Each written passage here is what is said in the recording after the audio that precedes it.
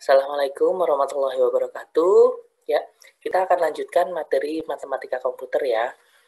Materi terakhir ini adalah graf. Ya, ini materi terakhir dari rangkaian pembelajaran kita di mata kuliah matematika komputer.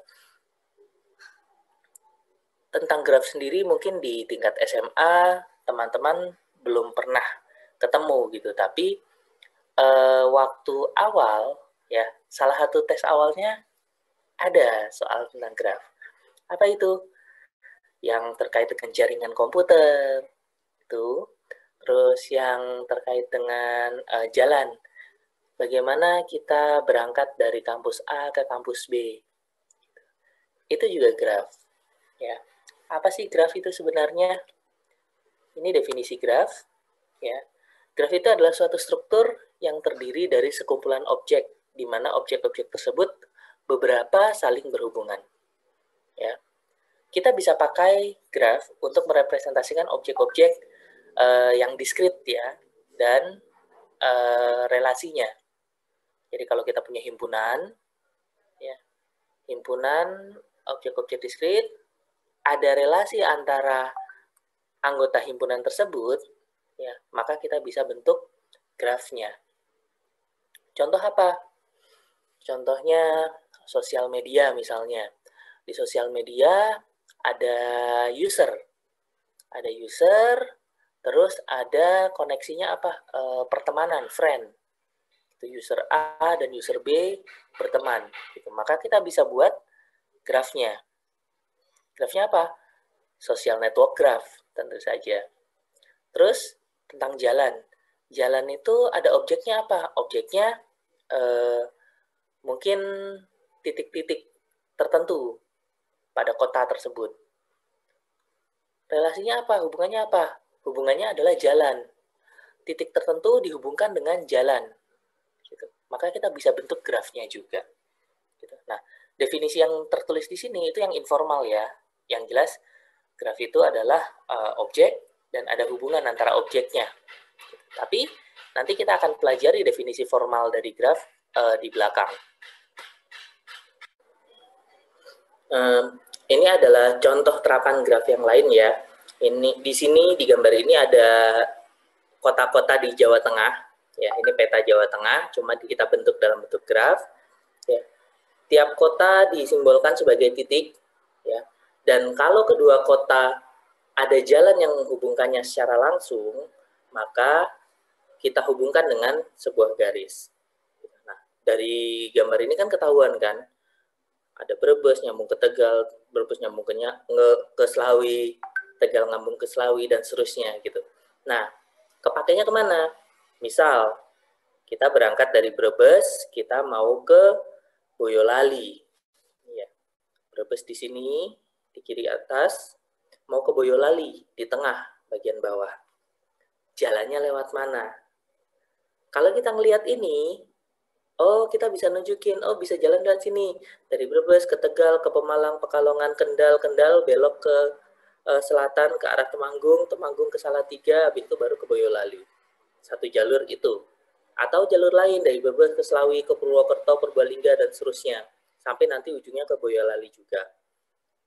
Nah, ada banyak jalan, pertanyaannya bisa, mana jalan yang paling cepat? Mana jalan yang paling dekat? Gitu kan. Nanti ada perhitungannya sendiri gitu. Kalau kita mau nyari jalan yang paling dekat, berarti kita harus tahu jaraknya kan. Jadi ada pembobotan di graf tersebut. Gitu. Itu ilmu yang dipakai di GPS. Gitu. Jadi kalau teman-teman pakai GPS gitu kan, Google Maps atau Waze atau yang lainnya, nyari jalan dari suatu titik ke titik lain, ya. Terus dikasih solusi, dikasih alternatif. Oh, jalannya lewat sini aja gitu. Itu karena di belakangnya graf berperan. Gitu. Dan masih banyak lagi terapan-terapan graf yang lainnya. Nah, sebelum kita membahas detail, kita coba lihat dulu. Kenapa sih ilmu graf ini muncul? Ya.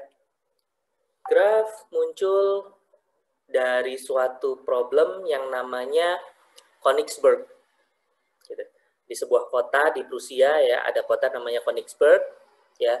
Di kota tersebut lewat sungai. Sungainya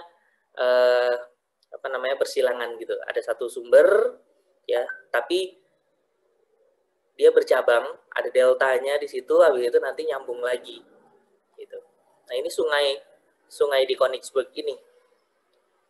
Sungainya memisahkan kotanya menjadi 4 bagian ya. 1 2 3 4 dan dihubungkan pakai jembatan.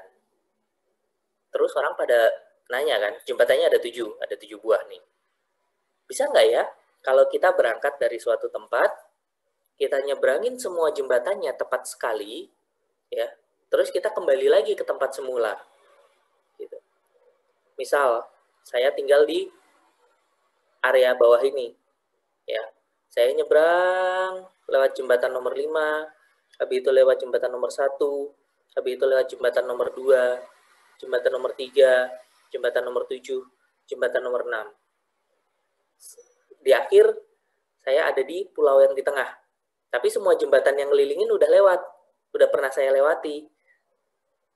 Ada jembatan nomor 4 belum pernah saya lewati dan saya nggak kembali lagi. Berarti kan gagal kan? Jalan tersebut gagal.